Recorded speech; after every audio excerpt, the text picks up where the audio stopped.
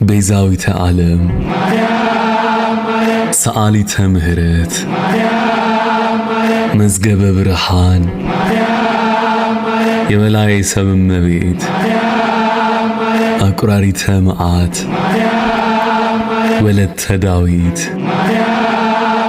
ዕፀ ሕይወት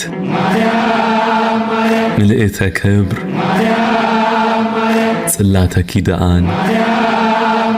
የደስታ የሰላም የፍቅር እናቱ እናቴ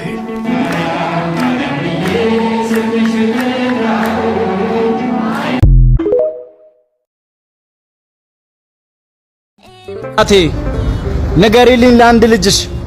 አንዲት ያዘነሽ ነፍስ ታነባለች ደጅሽ